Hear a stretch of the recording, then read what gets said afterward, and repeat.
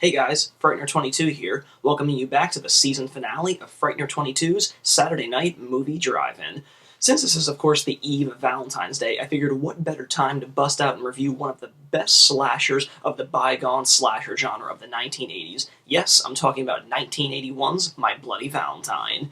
Now, when you look back and think about the slasher genre as a whole, a lot of people think and identify with the slasher genre with such things as Jason from the Friday the 13th franchise and Freddy Krueger from Nightmare on Elm Street and of course Michael Myers from Halloween. But when you really pick apart the slasher genre, there was just hundreds of slashers from that decade, and a lot of them were pretty bad and probably just kind of fell into obscurity, but then there were others that were probably actually in fact just as great and memorable as the classic ones that I had just mentioned, and My Bloody Valentine is exactly that. It is one of the best slashers that the genre had to offer. Now, My Bloody Valentine was brought to audiences in 1981, courtesy of Paramount, who was also wildly successful by bringing Friday the 13th to screens to people all over the country in 1980. So, of course, they wanted to cash in on the success by not only furthering sequels in the Friday the 13th franchise, but by, starting a new one with My Bloody Valentine. Now, as I've said, this is one of the best, hands-down slashers of all time, and it's so simple to see why.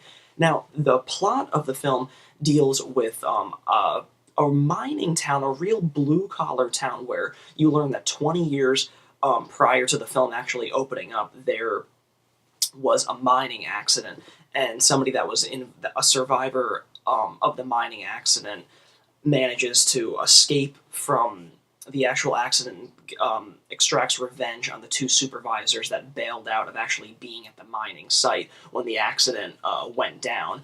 So ever since the events of those murders, Valentine's Day in the town has been completely banned. No Valentine's Day dances, no nothing, because it's just kind of brought bad vibes to the town for 20 years. But now, of course, lo and behold, 20 years have passed, and the mayor, as well as many townspeople, think that it's time to just, get over the fact that that should happen and just kind of move on with their lives and, bring all the fun that they used to have to the town on Valentine's Day. So it leads up, you pretty much follow the story and a group of people that work in the mine over the course of 3 days up until Valentine's Day, as the town and the townspeople are gearing up for Valentine's Day. So of course, in the process of that, there's somebody in the wings that is kind of causing a dark shadow over the town again, and human hearts become being seen in Valentine's Day boxes, and all over the place murders are happening all over again. So the plot right there seems pretty, on the surface, it seems pretty stock in the slasher genre, and you're absolutely right, it's totally stock, but the beauty, in my opinion, of My Bloody Valentine that really separates itself from the other films is that when you think about films like Halloween and A Nightmare on Elm Street, you really deal with characters that were living in suburbia. It's always the cheerleaders, maybe the repressed loner, but they're living more or less a pretty comfortable life. I mean, the parents seem to have money. They live in a nice little quiet town where nothing that much ever happens. Now, My Bloody Valentine is a little different.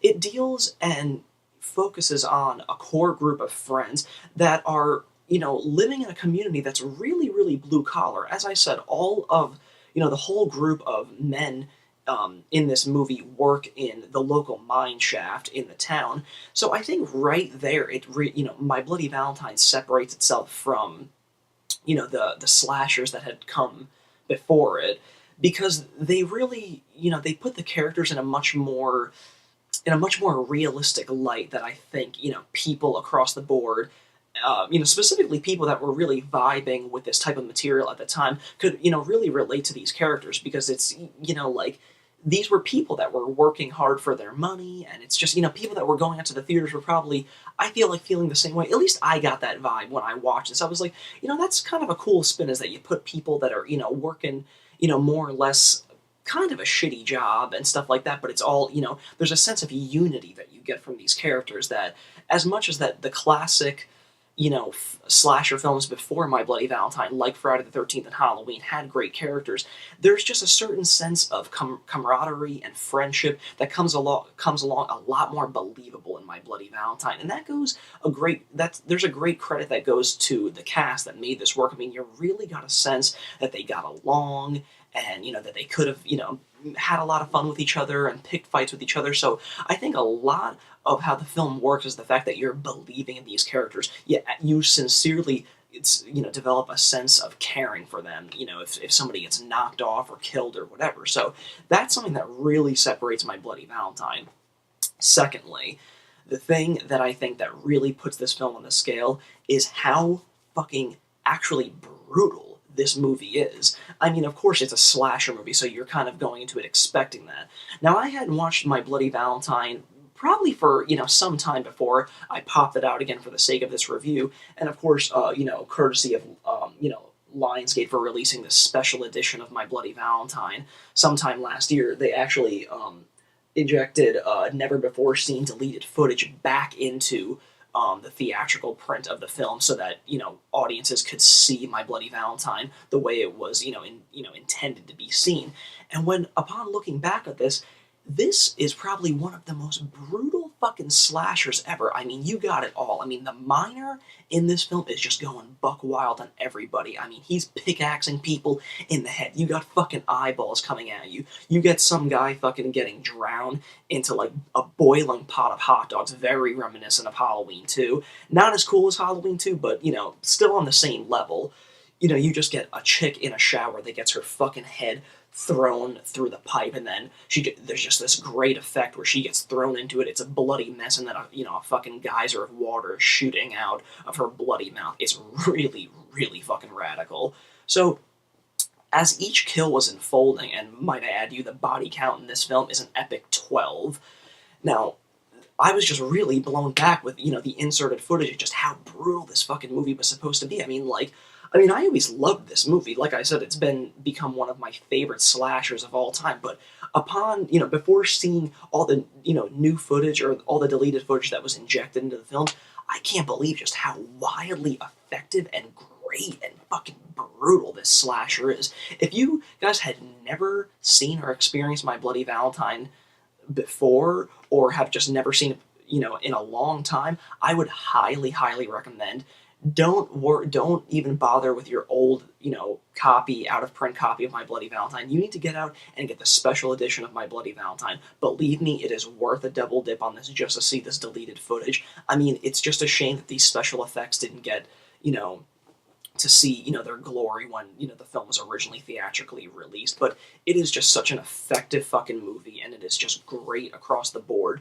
My only minor gripe is that at the last 15 minutes, it just tends to drag on a little bit. I mean, it really starts to pick up steam when, when one of the characters is on, battling the miner on, as they're going on the carts trying to leave the mine once and for all. So I think it really gets to pick up there, but it's just the final 15 minutes leading into those final 5 tends to drag a little bit more than you'd like it to, but that's just a minor gripe in this whole film, because other than that, this is a 90-minute fucking splatter masterpiece. I fucking love this movie, and I cannot stress enough to get your asses out there, and you owe it to yourself. Grab your loved one, hold them tightly, and watch us fucking bloody good mess this Valentine's Day. You could not walk away disappointed from this incredible 1981 classic movie.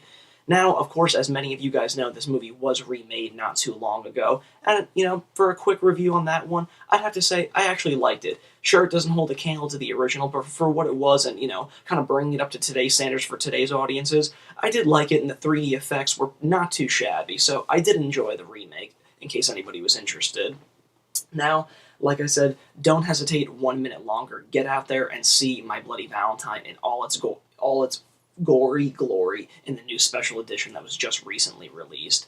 So, as always, guys, thanks again for tuning in, and I will see you guys in 3 weeks with a brand spanking new season of Saturday Night Movie Drive-In. Have a happy and bloody Valentine's Day. This is Frightener 22.